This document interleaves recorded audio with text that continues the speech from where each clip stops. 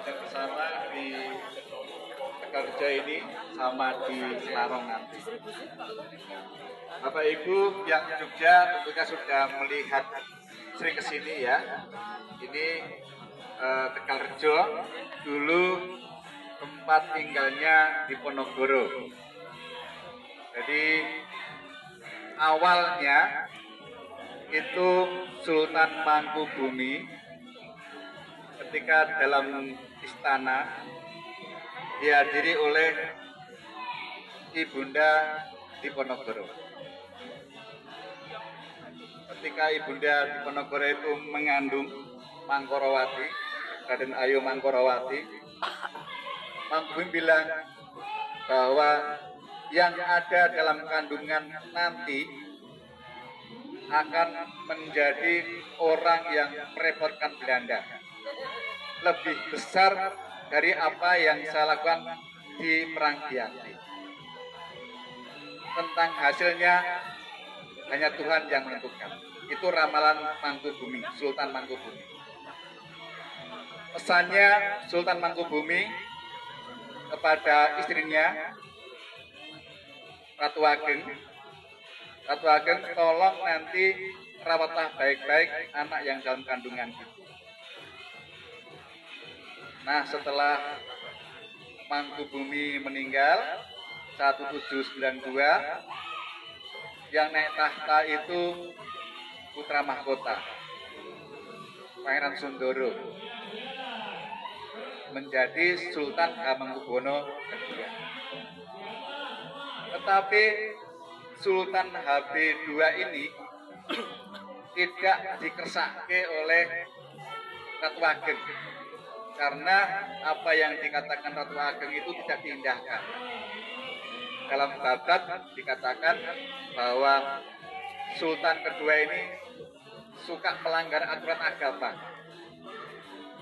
Dari situlah kemudian Ratu Ageng memutuskan untuk meninggalkan Keraton Jogja dan kemudian memilih Tegalrejo ini sebagai tempat tinggalnya. Dia membawa Diponegoro kecil yang masih umur 7 tahun untuk dididik dengan keras, disiplin, belajar agama dan sebagainya. Tapi nanti ketika Ratu Ageng kemudian berpindah nama Ratu Ageng Tegalrejo ya, itu meninggal, nanti semua yang ada di Tegalrejo ini menjadi warisan Diponegoro. Tempat tinggal ini paling makmur Bapak Ibu. Jadi seorang yang namanya Brumun ya, itu ketika dia menulis memoarnya bilang begini, tempat tinggal di Ponegoro itu paling makmur di antara tempat tinggal para pangeran. Jadi kalau Bapak Ibu persani, tempat tinggalnya sampai ujung sebelah itu kereta itu nanti ke belakang. Ini pendopo ini itu kalau di denah yang ditulis Pak Peter Carey itu halaman. Jadi pendoponya nanti bertepatan dengan nanti kalau Bapak Ibu sebelah kiri ada tembok jebol, itu nanti pas itu ada pendopo. Sehingga ini halaman. Nanti Bapak Ibu akan melihat begitu banyak peninggalan hidup Buddha. Kok bisa-bisanya ada Yoni dan masih di sini. Nah, dahulu Bapak Ibu, tempat tinggal para pangeran itu dihiasi dengan peninggalan hidup Buddha. Jadi kalau Bapak Ibu mersani di situ ada Yoni banyak, nanti di belakang juga banyak. Tadi itu aku peninggalan. sama ibu masuk museum Bahkan loh. patung Brahma itu di sini. Patung Buddha di sini, tapi karena itu bernilai jual tinggi, nggak tahu sekarang di mana. Gitu. Sehingga wajar kalau nanti Bapak Ibu temui peninggalan hidup Buddha itu. Nanti kalau misalnya ada sempat nanti ke Sidoarjo. Sidoarjo itu tempatnya kira-kira dari sini kalau jalan lewat sini Bapak Ibu nanti ada pom bensin, terus kemudian ada arah ke kiri, ya, tempatnya di tengah sawah. Itu dulu tempat semedinya di Ponorogo. Jadi Selorjo namanya.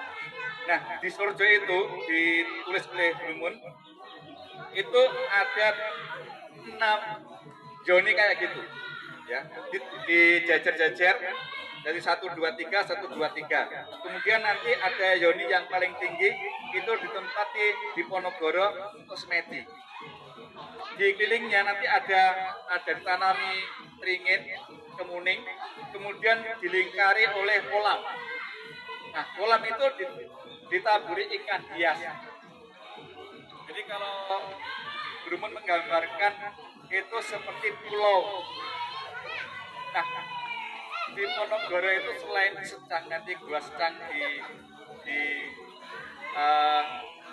Tarong itu nanti di Sorja ini. Jadi memang dia suka bertapa atau semedi. Karena di Ponorogo itu Islam kejawen. Islam kejawen itu Islam mistik, Bapak Ibu. Kalau yang punya baca indera nanti bisa merasakan gitu. Sampai sekarang di tempat sini, ya. Nah, nanti juga ketemu dengan, nanti saya perlihatkan ada tembok yang jebol. Bapak Ibu perlu perhatikan juga Mas Hasbullah, bahwa sebenarnya tembok itu bukan ditendang atau dipukul di Ponorogo, bukan. Di Ponorogo tidak sesakti itu. Di Ponorogo dalam babatnya terus terang bilang begini, bahwa tembok ini ketika semuanya kacau karena di sana sudah terkepung pasukan Belanda dan pasukan keraton. Kemudian Mangkubumi melihat di Ponorogo khawatir, di pendopo di belakang ini. Nah, nyari jalan yang kira-kira aman. Nah, tembok itu dulu dinding pembatas. Nah, di sana ada semacam pintu. Nah, kemudian Pangeran Mangkubumi, pamannya di Ponorogo, memerintahkan 3 orang untuk menjebol ininya, gawangnya, sehingga gawang itu jebol di Ponorogo dan pengikutnya bisa meloloskan diri. Itu nggih Bapak Ibu. Jadi jangan sampai adik-adik kita terbawa mitos bahwa itu ditendang atau dijebol oleh Diponegoro karena kesaktiannya. Itu perlu dipahami. Kalau jebolnya memang valid itu jebol, tapi caranya tidak seperti itu. Nah, nanti kita akan lagi melihat bekas fondasi masjid, Bapak Ibu. Selama hidupnya di Ponorogo di sini, itu memimpikan ada berdiri masjid. Karena dulu sebelum perang Jawa datang ini, di sini ada pemukiman, Bapak Ibu. Ini pemukiman belakang penginapan. Jadi para santri dari Surakarta, dari Yogyakarta itu datang ke sini untuk menimba ilmu, saling berdiskusi tentang agama Islam. Nah, di Ponorogo silakan ke Tegalrejo gratis. Di sini dulu kalau Brumun menggambarkan, di sini banyak sekali gudang-gudang beras, sayur mayur, pokoknya melimpah. Sehingga para santri-santri itu diberi asupan makan oleh Diponegoro dan keluarganya. Nanti kita lihat fondasi masjid yang masih utuh. Jadi letaknya nanti di sebelah utaranya tembok yang jebol itu. Nah, nanti kita juga berkunjung kepada semacam batu, Bapak Ibu. Jadi batu ini nanti kalau Bapak Ibu persani itu dilubangi. Nah, itu adalah comboran. Kalau orang dulu namanya comboran. Sekarang tempat makan minum kuda. Di Ki Babat Diponegoro mengatakan begini, pekatiknya di Tegalrejo itu ada 60. Nah, kalau misalnya satu pekatik memelihara 2 kuda saja, berarti di Tegalrejo ini ada 120 kuda. Karena memang kaya Bapak Ibu. Jadi di Ponegoro sampai nanti kalau panjenengan ke Selarong itu tempat lungguhnya di Ponegoro. Per 13 Juli tahun 1812. Jadi sebagai pangeran dia itu punya lungguh. Lungguhnya di Selarong itu. Makanya nanti ketika perang Jawa dia larinya ke tempat lungguhnya itu. Karena memang sebelumnya orang-orang di sana udah akrab dengan Diponegoro. Bahkan ketika nanti ada Nuhuis itu kan punya ide untuk sewa tanah itu. Banyak pangeran itu menyewakan tanahnya pada pengusaha Cina sama Eropa. Diponegoro nggak mau menyewakan.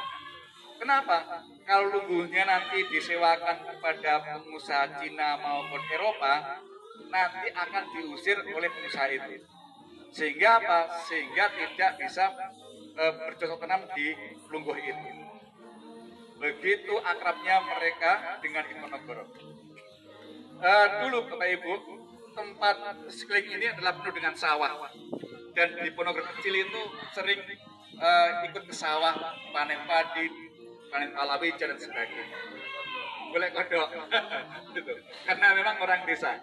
Dan ini membentuk karakter Bapak Ibu. Diponegoro kecil sampai dewasa usia 20. Usia 20 itu ketika tahun 1805 Bapak Ibu. Ketika Diponegoro mulai melakukan ritual pesantren. Jadi dia ngawali dari pesantren. Setelah selesai baru kemudian ritual ke tempat-tempat keramat peninggalan leluhur Mataram Islam. Itu usia 20. Nah, di usia 40 lah peristiwa Tegalrejo ini diserbu. Di 40 udah usia matang. Makanya dia ketika memerintah itu sudah apa ya, punya karakter lah. Jadi punya kelebihan itu punya kelebihan gini Bu. Ketika dia melihat raut wajah itu bisa dilihat. Orang ini itu bisa dipercaya atau enggak dengan melihat raut wajah ini.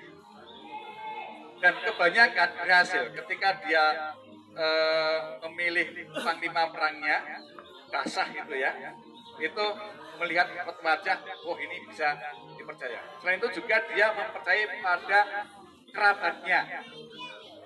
Jadi panglima perangnya itu kebanyakan dari kerabatnya karena bisa dipercaya. Itu pun nanti juga ada yang membelot dia. Gitu.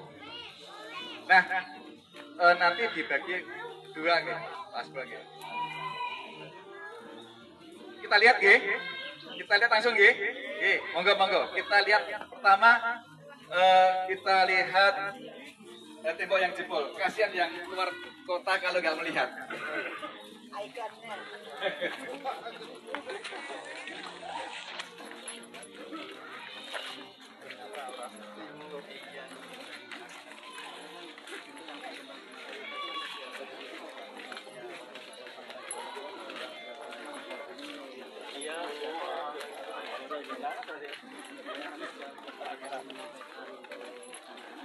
Saya kira Diponegoronya di situ.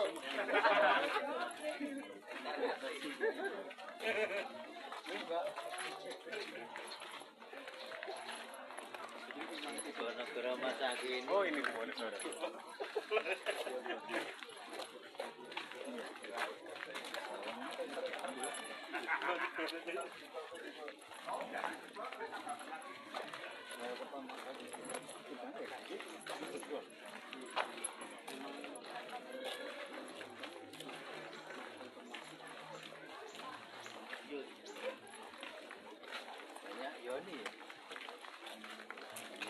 Yoni dari mana?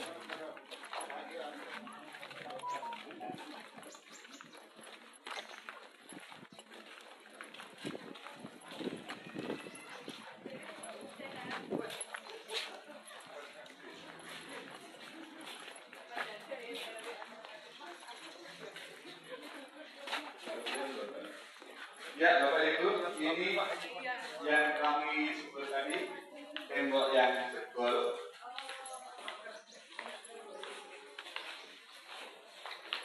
Jadi ini memang sudah ada sejak dulu dari bangunannya memang asli. Oke. Temboknya seperti ini, cuma ini sebetulnya diperlebar.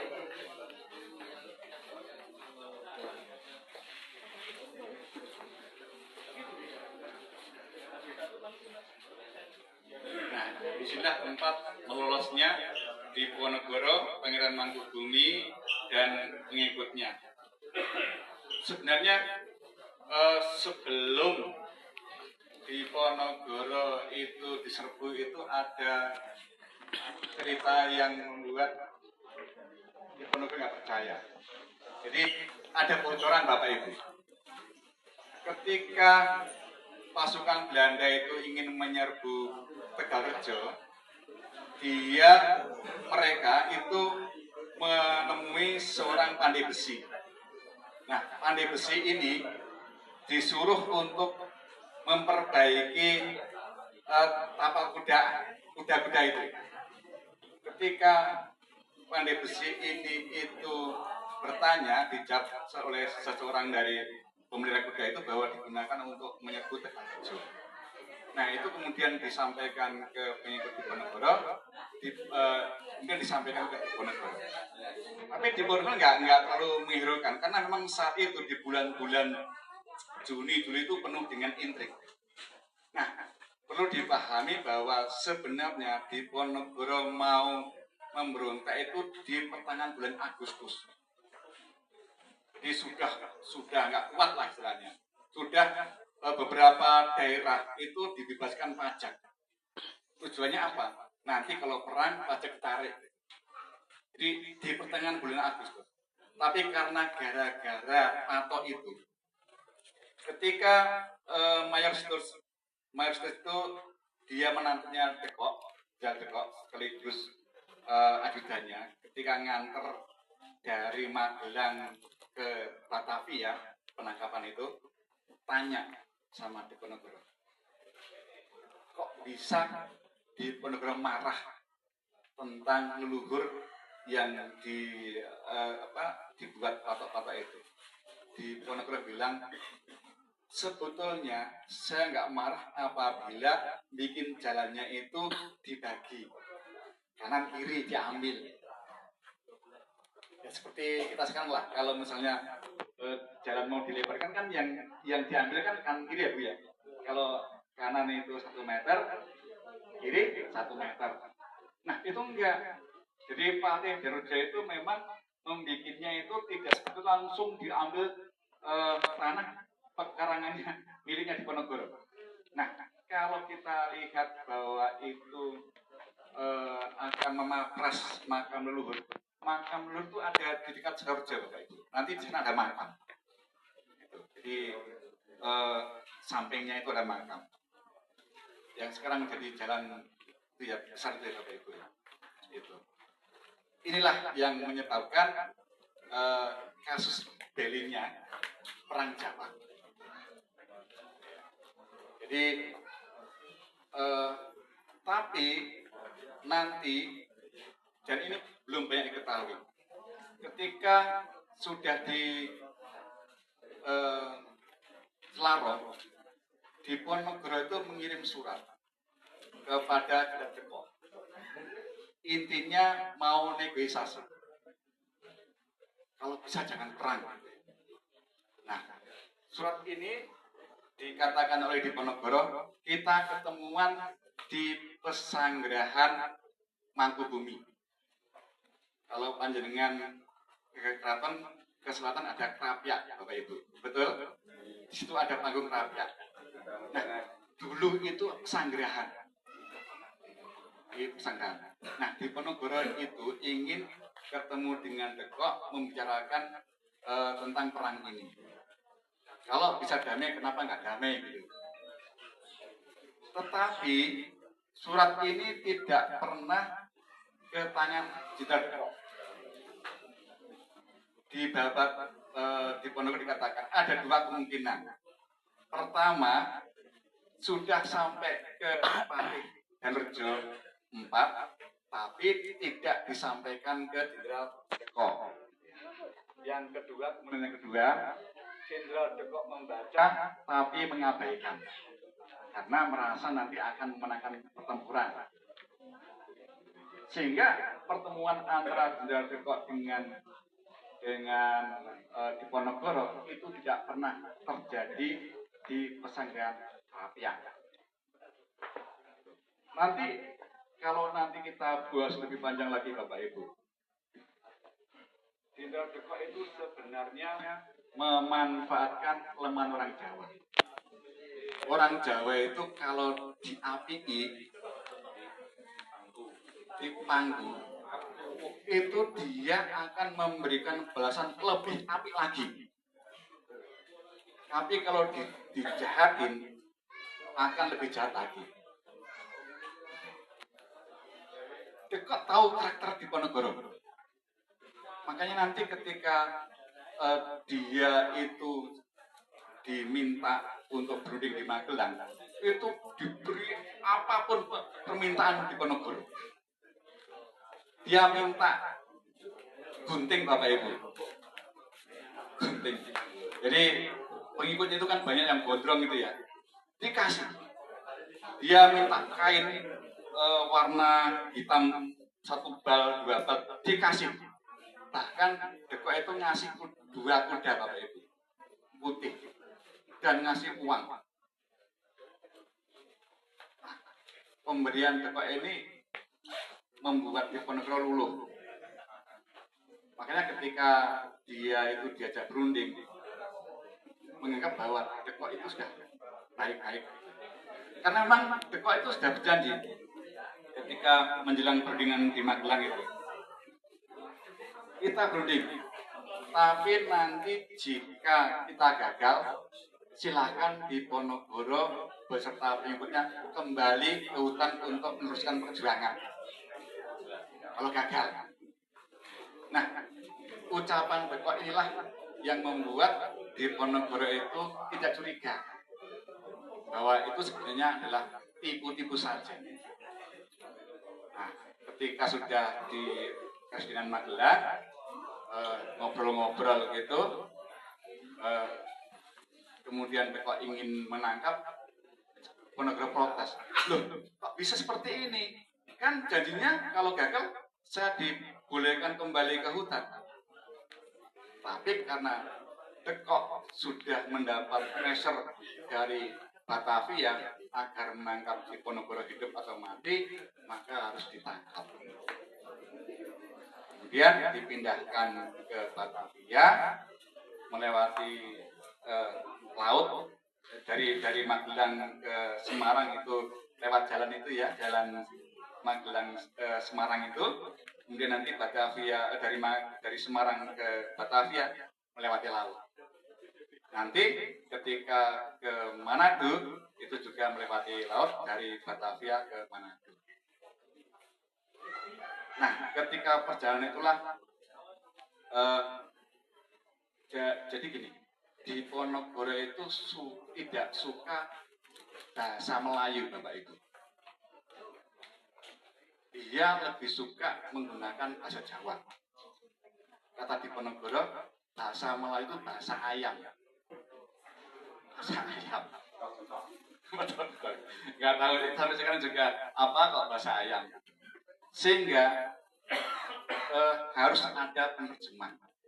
Makanya pinternya orang Belanda ketika perjalanan antara Magelang ke Batavia itu ada seorang perwira, ya,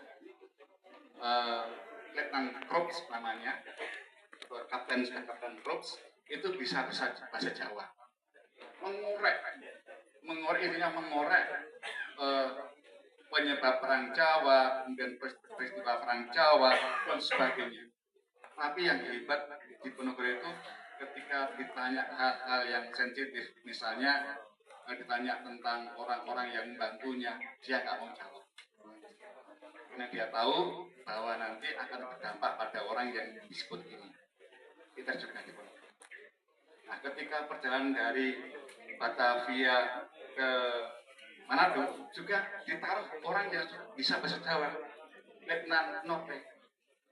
Ini bahasa, jadi dia menemani ngobrol-ngobrol di tag itu ya dengan Diponegoro tentang juga latar belakang orang Jawa dan orang-orang yang terlibat. Juga konsisten Diponegoro, tidak menyebut nama-nama orang yang ada kaitannya dengan dia. Kenapa? Takut nanti kalau ditangkap. Tapi akhirnya juga nanti keluarga Diponegoro semua ditangkap oleh Diponegoro dari Belanda dan diasingkan. Nah, dari sini nanti kita ke Pondasi Masjid ya Bapak ya, kita lihat ke sana.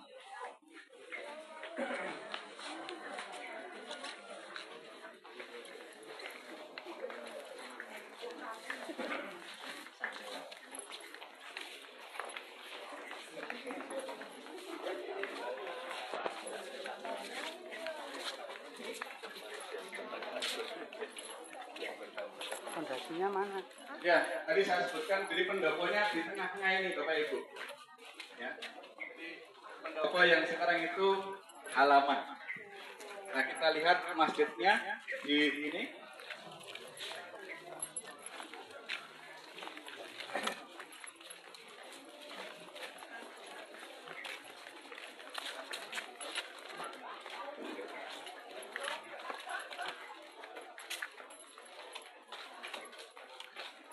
Ini yang dikasih tanda hitam, ini adalah fondasi masjid yang masih ada. Jadi kita bisa membayangkan nanti bahwa masjid itu di belakang rumah pendopo.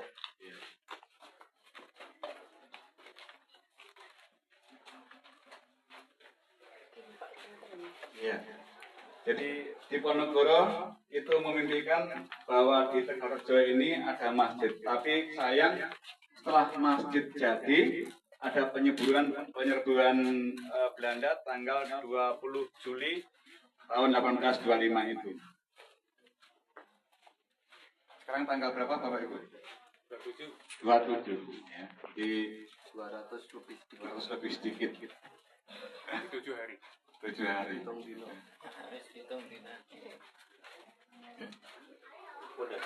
Iya, ini fondasinya yang masih gelap, makanya dikasih tanda hitam.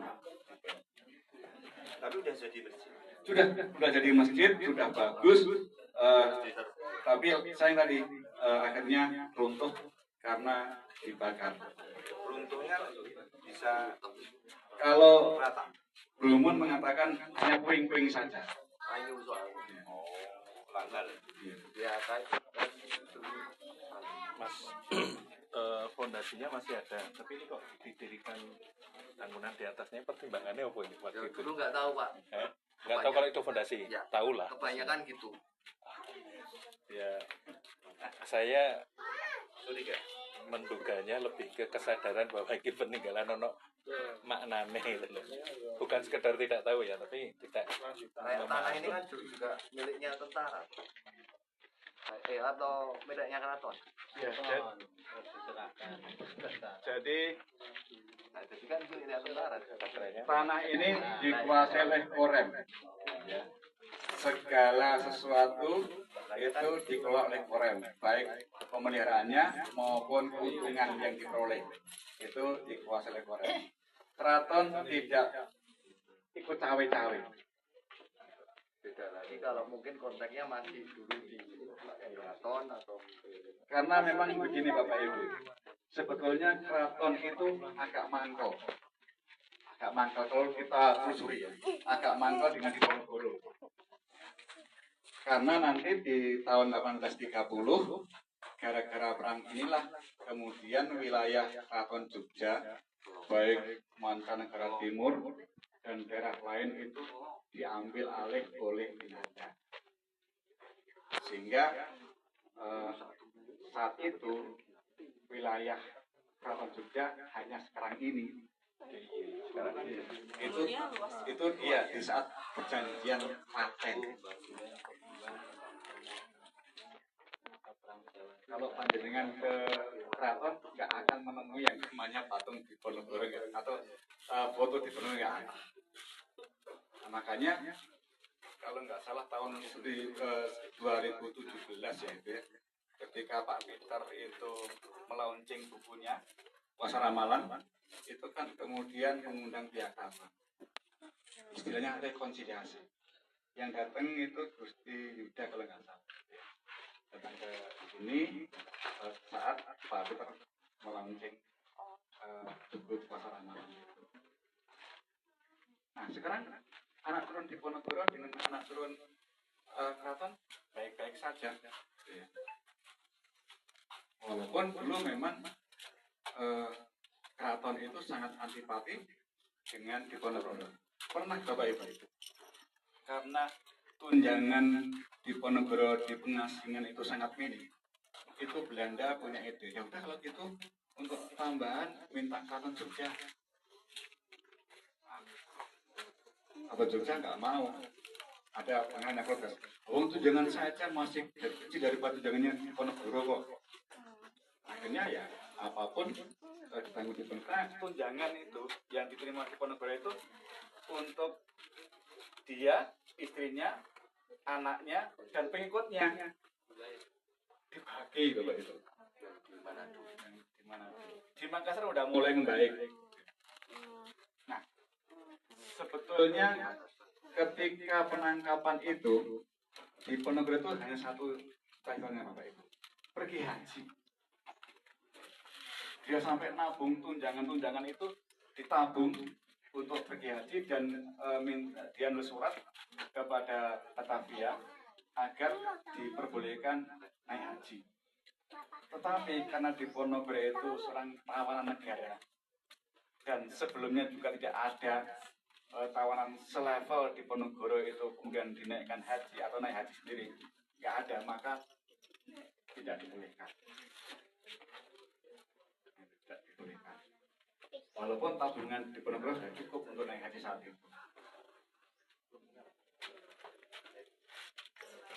Nah, Iya. saya pernah mendengar sekilas Diponegoro dan keturunan itu dianggap atau tidak digandai oleh keraton, sehingga dianggap apa ya, dianggap apa. Kemudian dari pemulihan itu pas Peter Carey launching buku itu ya. Iya. Jadi ya diam-diaman lah. Tapi sejak itu kemudian Mas Roni yang saya itu sebagai Patrapadi, ketua Patrapadi mulai mendekat dengan keluarga keraton. Yang ketua Iya. paguyubannya. Iya. Mas Roni saat itu masih menjadi ketua Patrapadi. Itu sejak sejak tahun 30-an di perang Diponegoro itu ya, perang Jawa itu ya. Iya. Dianggap musuh atau tidak digandai apa ya? Ada perang dingin itu. Bukan musuh tapi apa ya? Ya diabaikan lah. Diabaikan. Tidak diakui gitu ya. Dan keturunan Diponegoro itu untuk saling mengenal susah Bapak Ibu. Jadi ada beberapa cara untuk mengetahui bahwa ini adalah keturunan Diponegoro. Misalnya punya sumur itu di depan rumahnya. Jadi kalau ada orang punya sumur di depan rumahnya, itu indikasi secara simbol itu keturunan Diponegoro. Kalau pengikutnya ada kemuning. Pohon kemuning. Nanti Bapak Ibu kalau berkunjung ke tempat-tempat bekas perjuangan Diponegoro itu pasti ada kemuning. Jadi Diponegoro itu sengaja memerintahkan bahwa tempat untuk misalnya base camp atau apa itu ditanam kemuning. Dan ketika nanti kalau ada waktu ya ke Sorjo itu juga ditanam kemuning. Di Gua Secang, Selarong itu juga ada pohon kemuning. Kalau Bapak Ibu ke Kulon Progo tempat dulu perjuangan di Diponegoro ditanami kemuning. Jadi gampang banget menita ini istilahnya ya. Kalau ini dulu bekas base camp-nya Diponegoro. Bekas base camp ada indikan penurun pohon kemuning. Kalau yang sumur tadi Memang benar di muka rumah itu. Di muka bukan rumah. di sebelah kanan atau sebelah kiri. Iya, biasanya tengah, sebelah ya? kanan. Oh, sebelah kanan. Iya. Karena emang dulu itu anak turun di pondok dikejar-kejar oleh Belanda. Khawatir kalau nanti akan mengobarkan perjuangan lagi. Sehingga ya harus menyamar antara satu dengan yang lain, tidak saling kenal. Terus antar secara internal pengenalnya itu sumur. Betul. Sampai seperti itu Bapak Ibu.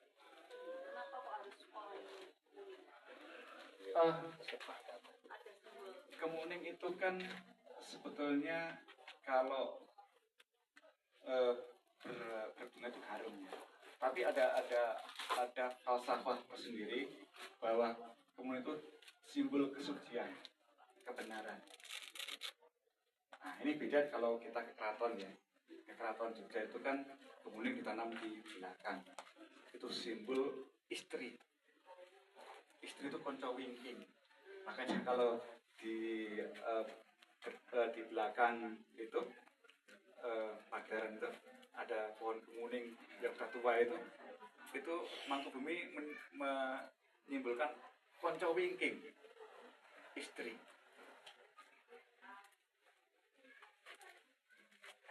Kalau sawo gede itu kan simbol kebaikan, kita diingatkan untuk berbuat baik. Kalau kita ke keraton banyak simbol-simbol. Nah, Bapak Ibu mesti bertanya, kenapa kok alun-alun utara itu ditanam atau dikasih pasir? Itu simbol Bapak Ibu. Alun-alun utara itu ketika grebek maulid itu tempat bertemunya para pemimpin daerah untuk nyetor pajak ketika grebek maulid Nabi.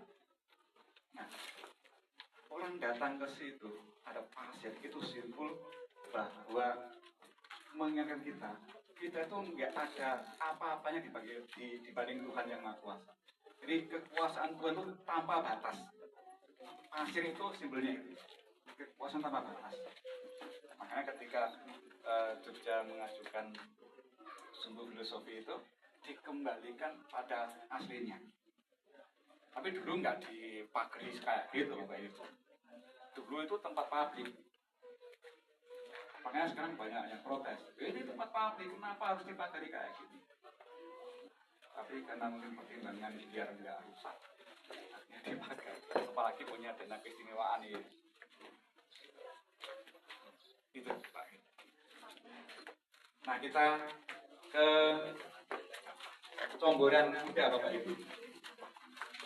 Nanti setelah itu kita ke museum Pak.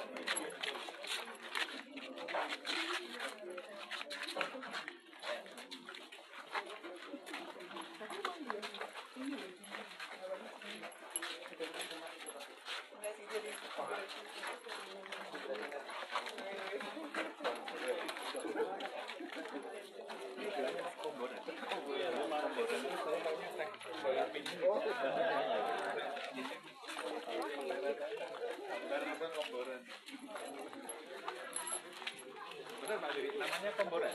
Ya, Komboran. Asal dikata ngompol. Komboran Kuda. Komboran. Tapi itu Komboran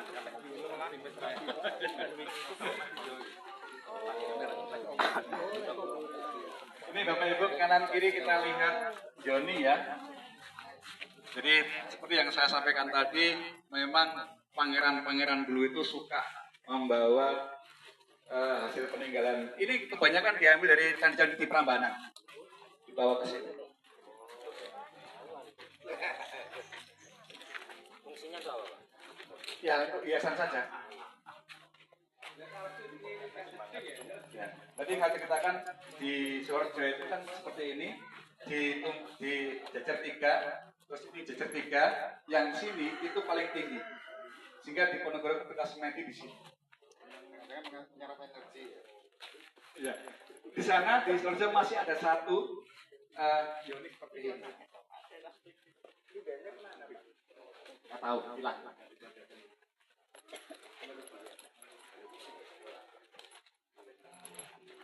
fungsinya buat apa? Hiasan.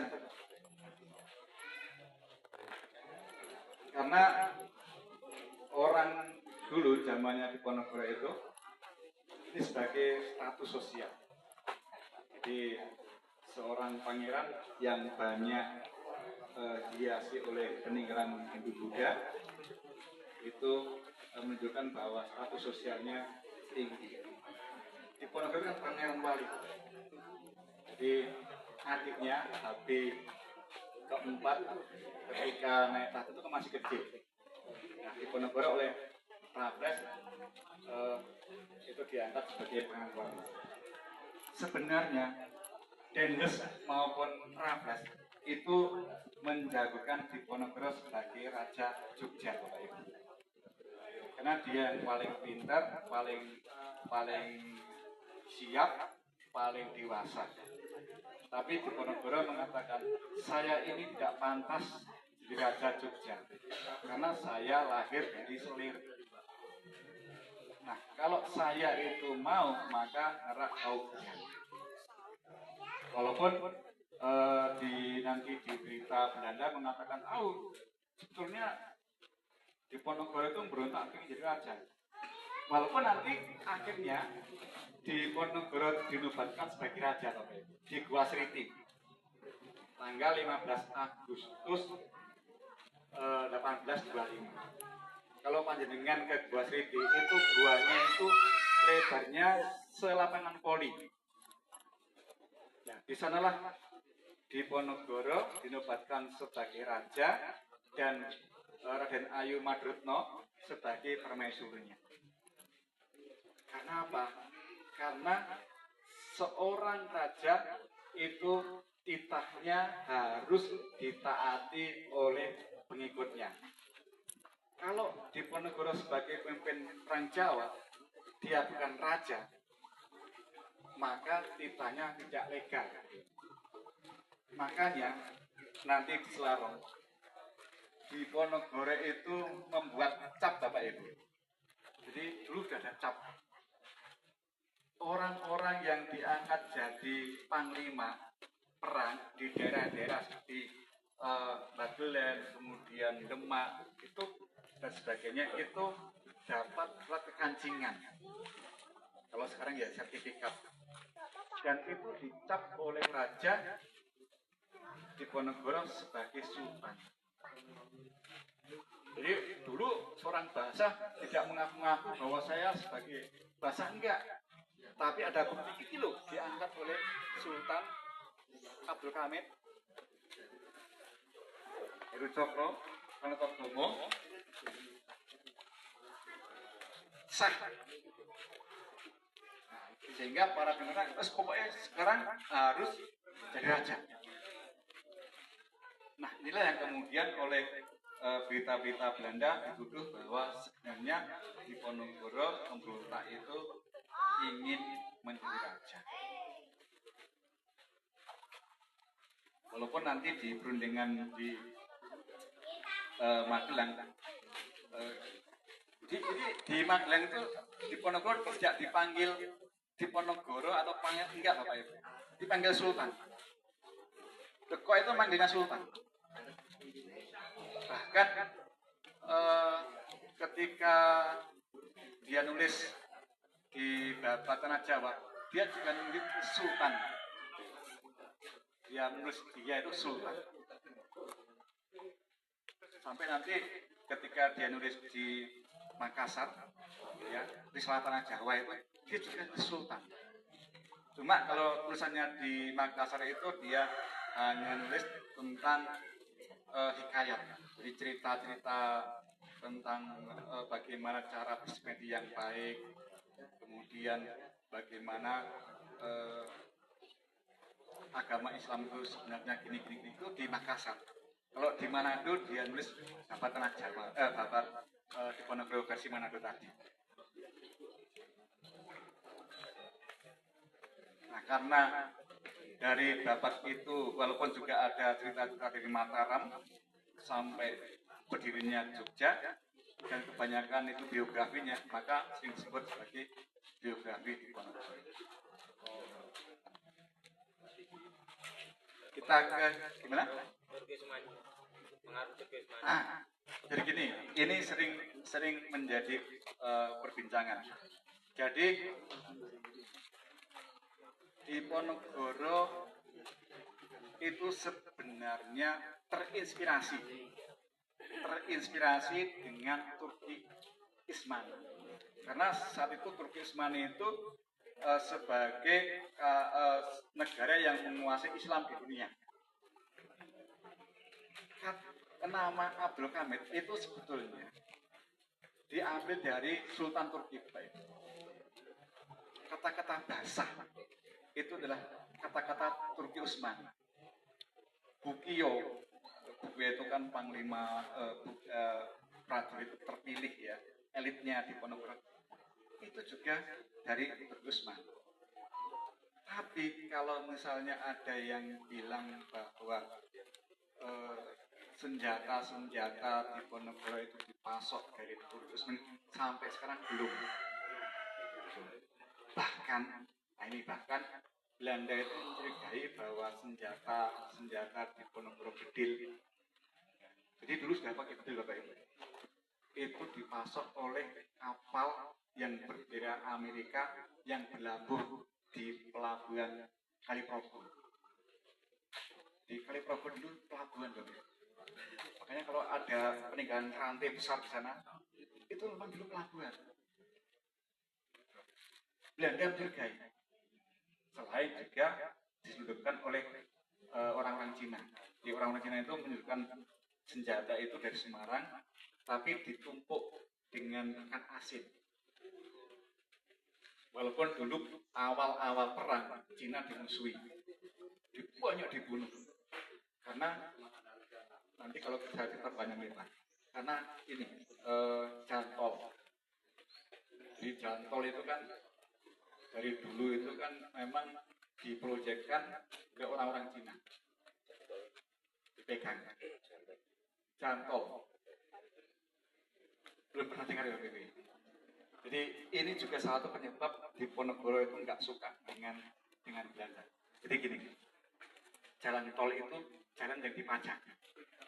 Bapak Ibu jangan membayangkan jalan yang mulus itu ya. Misalnya jembatan itu dibangun oleh Raja Jogja. Tapi kemudian agar untung dia serahkan kepada orang-orang Cina. Oleh orang Cina dikelola, kemudian dibikin pintu gerbang. Yang masuk itu harus bayar. Ketika mau ke pasar, yang dipajaki bukan hanya barang yang dibawa Bapak Ibu. Hewan aja dituntun dari sawah. Dipajaki, orang jalan dipajaki, sehingga dulu ada istilahnya pajak bokong. Nah, sementara itu di pintu gerbang orang Cina juga mencari keuntungan lain, memasarkan narkoba, namanya saat itu candu. Sehingga ketika antri mau masuk itu banyak orang Jawa yang satu petani itu nyoba di candu, ketagihan, semakin merana keluarganya, sehingga banyak orang yang mengeluh kepada Diponegoro. Nah, ini penyebabnya kemudian Diponegoro itu sangat dan tidak menyukai dengan Cina. Banyak yang dibakar. Tapi untuk mengamankan agar nggak dibakar warga, orang Cina nggak kurang akal. Dia nyewa bekas tentara sepoi. Jadi dulu pasukan sepoi itu tidak banyak, ada beberapa yang di Jogja, di Surakarta, dan itu disewa. Orangnya gagah, tinggi, berkumis, menakutkan. Lah pusing. Nah, dari jantornya salah satu kenapa orang begitu suka dengan Diponegoro ketika Diponegoro melakukan pemberontakan.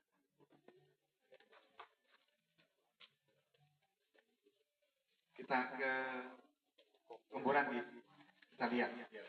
Nanti setelah ini Pak Isbuah yang handle di museum. Lewat sini boleh yang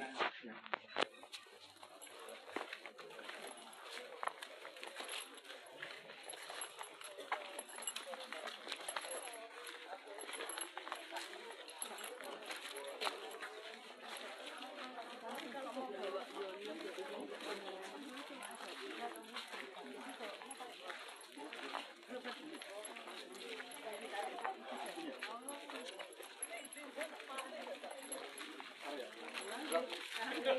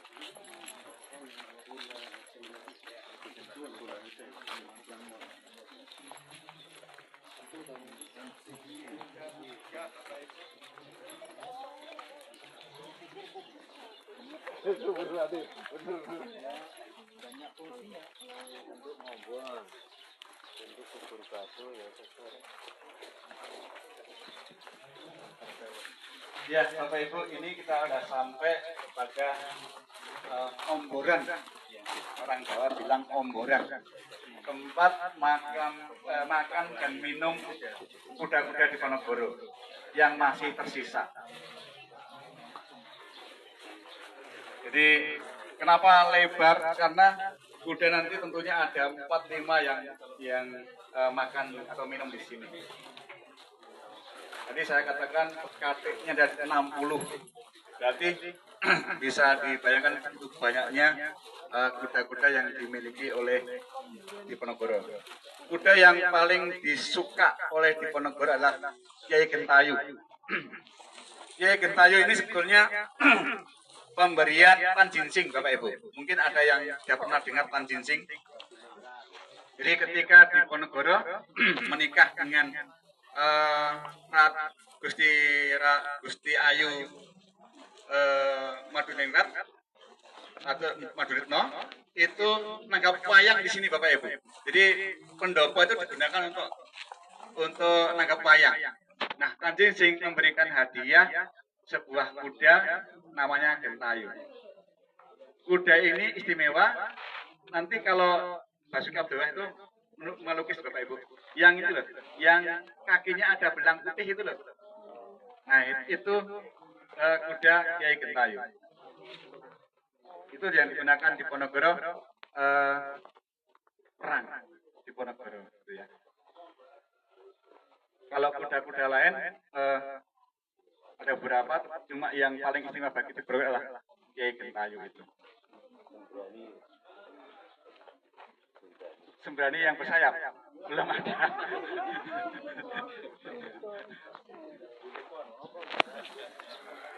Nah, ketika di Ponorogo di Pengasingan, di sini itu terbengkalai, Bapak Ibu. Jadi Brumun dalam memorialnya mengatakan begini: ketika penangkapan di Ponorogo selesai, kemudian di Ponorogo itu diasingkan, di sini tidak dihuni oleh anak turun di Ponorogo, tapi terbengkalai. Dan oleh Pangeran Mangkubumi yang dulu ikut berperang, gitu ya, kan kembali ke Jogja itu ditanami sayur. Ini berarti luluh lantak semua. Iya, jadi tidak berpenghuni, Luluh lantak. lantak. Kemudian salah satu residen juga kuda-kudanya juga diberi makan di sini. Rumputnya banyak. Berarti setelah Perang Jawa. Setelah Perang Jawa selesai, Ini kembali ke keraton. belum ada yang memiliki. Jadi tidak bertuan. Sampai sekarang pun keraton nggak memiliki. Baru beberapa kemudian diambil oleh Korem itu. Jadi sekarang ini yang mengelola itu Korem. Sampai merdeka. Makanya anak turun di Ponorogo itu pernah cerita sama saya, wah itu kami nggak dapat apa-apa. Bahkan kalau yang pahlawan itu kan anak turun dapat tunjangan ya Bapak Ibu. Nggak ada. Anak turun sampai sekarang nggak ada tunjangan-tunjangan. Jika mereka hidup sendiri. Nah, baru-baru ini karena kemudian IT, sehingga mereka saling berkomunikasi, ada di Jakarta, di Makassar, Surabaya, Medan, membentuk Patra Padi.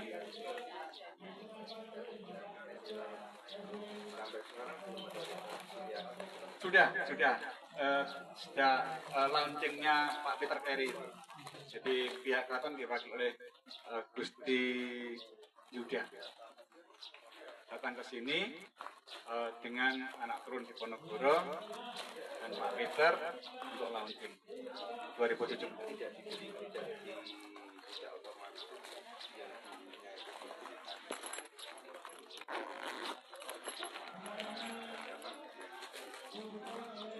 Kembalikan kepada anak. Enggak dikembalikan. Jangankan dikembalikan, mereka dikejar-kejar Pak. Enggak, maksudnya sekarang. Enggak. Karena memang satu tidak ada. Termasuk lungguhnya pangan dulu. Iya, karena Berikan enggak. Jangankan diberikan, mereka tidak mengaku Pak. Takut. kan sudah ada rekonsiliasi. Sejak 2011 itu rekonsiliasi, tapi dihandle oleh Kodam. Yang merekonsiliasi bukan negara, bukan Kodam. Terus kemudian setelah ini akhir-akhir ini dikasihkan oleh Koren. Makanya Pak Hasbullah itu pegawai Koren yang mulai museum. Berarti rekonsiliasi hanya sekedar wacana, tanpa mengembalikan hak-haknya. Iya.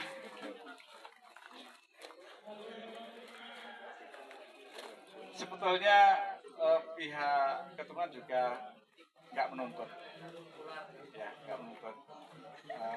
yang penting dilestarikan saja yang ada, gitu aja.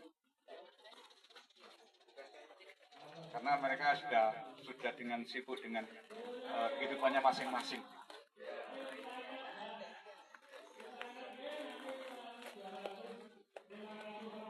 Ada pertanyaan Bapak Ibu? Tapi ini batunya dibuat di masa Diponegoro atau peninggalan sebelumnya, Pak? Kalau Ada catatan nggak? kalau ini dibikin saat Diponegoro. Oh, iya. Nanti kalau di Kulon Progo itu Bapak, itu juga ada semacam ini. Buat air juga. Bekas campnya, perjuangannya ada semacam ini.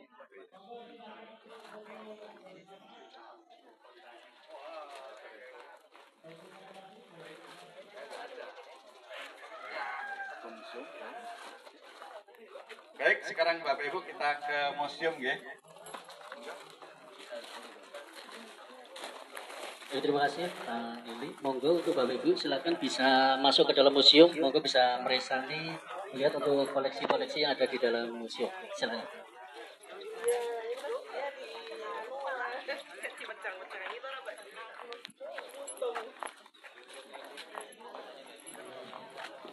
Mendapatkan cerahan toh. Iya betul Pak. Selama ini selenso. Betul. Dari cerita-cerita banyak yang tidak sama.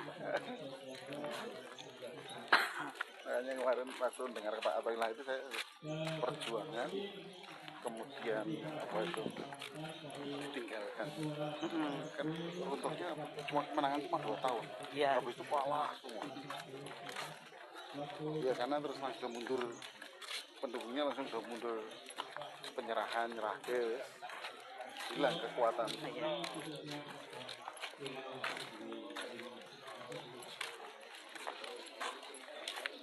Museumnya kayaknya nggak besar ya Pak ya. Ini kamu cilik. Jelas.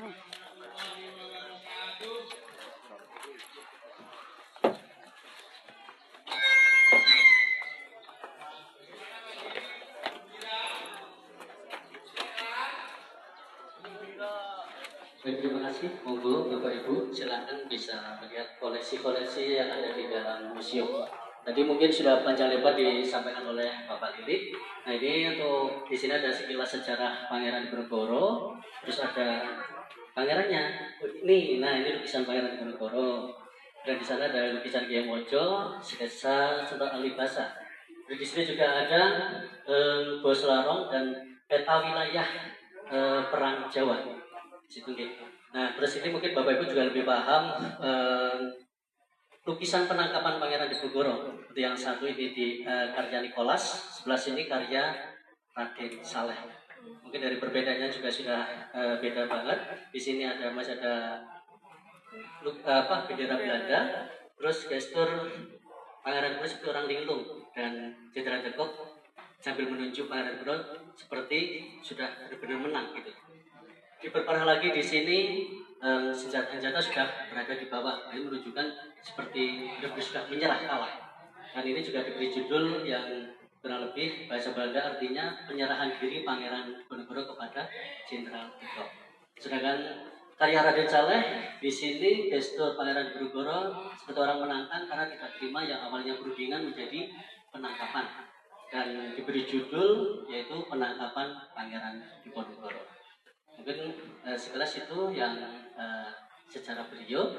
Terus untuk koleksi yang lain mungkin monggo bisa sambil jalan ya.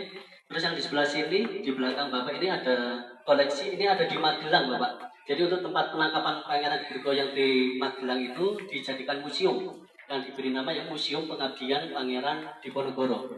Koleksinya diantaranya ada ini kitab konon yang ditulis oleh Pangeran Diponegoro. Terus ada jubah beliau, ada meja dan kursi yang pernah digunakan pada saat perundingan. Terus ini kenapa kok ditulis dengan Arabegon konon karena untuk menghindari dari yang namanya lonto ireng gitu nih. Jadi tulisan Arab, mohon maaf bahasa Jawa tapi ditulis dengan tulisan Arab itu. Yang nulis Konon Pangeran Diponegoro. Dan itu koleksinya masih ada di Magelang seperti itu. ini kenapa setelah tahu Pangeran Diponegoro ditangkap tidak ada perlawanan? Karena kembali lagi yang namanya yang kami pahami, pucuk pimpinan sudah ditangkap otomatis perintah yang memerintah sudah tidak ada seperti itu. Enggak, Pangeran Diponegoro sendirinya ketika tahu bahwa dirinya diabusi, kenapa enggak melawan? Baik yang kami ketahui, jadi pada saat itu terjadi di hari kedua bulan Syawal dan beliau pada saat itu sudah menjalankan puasa Syawal. Nah, tidak logis dan bukan seorang kesatria posisi puasa membunuh dan itu di momen perdamaian dalam perundingan bukan peperangan. Itulah yang beliau dengan menahan amarah dengan mencekram itu karena sebenarnya beliau pengen membunuh tapi karena beliau pada saat itu dengan posisi puasa beliau tidak dilakukan perlawanan seperti itu. Ini tuh monggo. Iya betul. Karena pada saat itu juga ada salah. Ini setelah ini di tahun 28 Maret 1830 ini 1857 sudah tahun kurang lebih 20.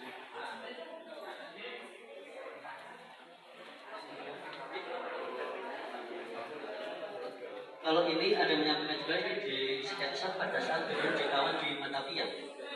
Ya. Betul.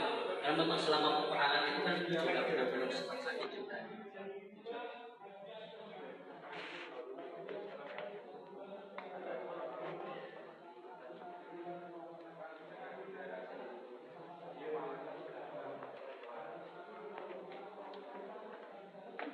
Memang beberapa ada menyangka seperti itu. Jadi memang sifatnya sifat sombongnya makanya di sini dikatakan kepalanya itu lebih dibesarkan.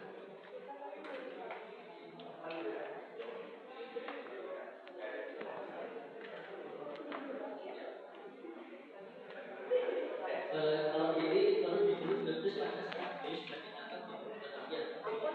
Jadi kondisinya memang sudah siap.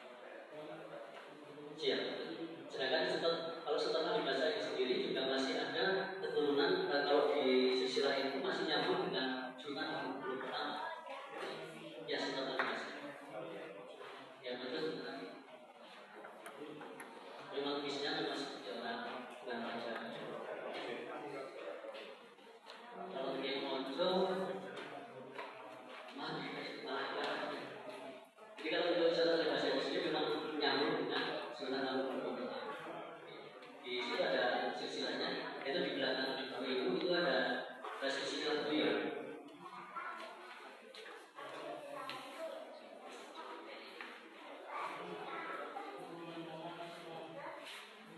Setelah baca di sini, terus Pangeran Bendoro baru datang ke beliau, silsilah lampu.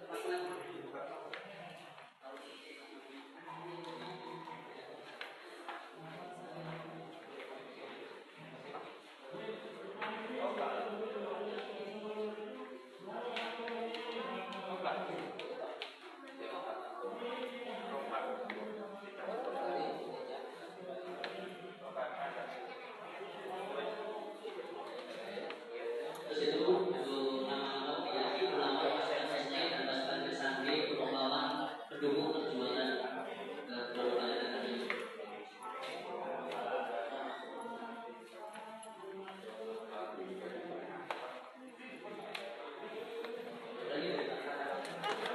Itu kalau mungkin Bapak Ibu penasaran komunikasi dengan beliau, sekretariatnya. Jadi mungkin kalau ini yang dari sekretariatnya itu beliau sebagai sekretariat masyarakat ini yang menghimpun nama-nama yang ada di sini. Jadi kalau Kilon itu yang kami ketahui beliau ketua mahkamah sebelum menjadi persyaratan. Nah itu beliau jabat ketua mahkamah sebelumnya. Nah sekarang apa?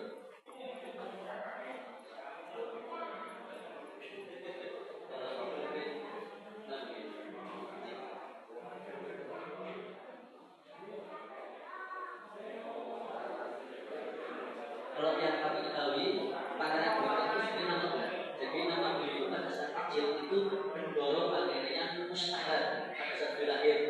Terus pada saat beliau kita sunat, beliau memiliki nama Bendoro Radenmas Otomento yang ditulis di situ. Terus pada saat ayahnya dikukuhkan menjadi seorang sultan, jadi beliau memiliki gelar yaitu Bendoro Pangeran Haryo yang kami kita kenal itu yaitu dengan sebutan Pangeran Bendoro. Jadi seperti itu lah.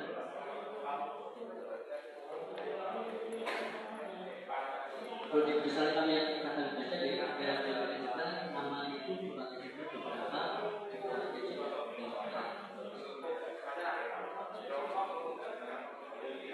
Kalau untuk sampainya itu dari cuma lebih ke guru-guru gitu.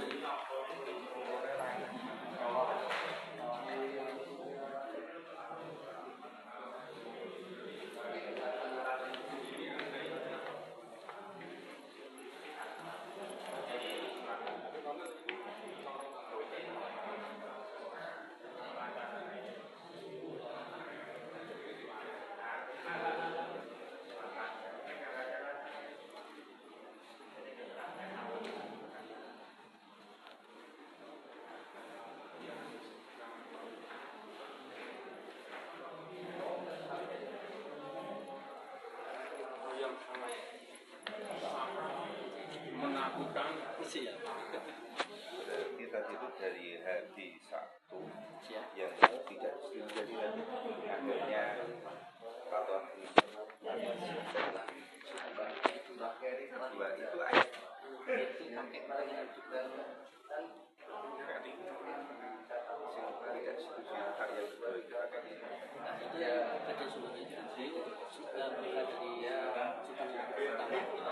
ayat jadi permaisuri putra mahkota.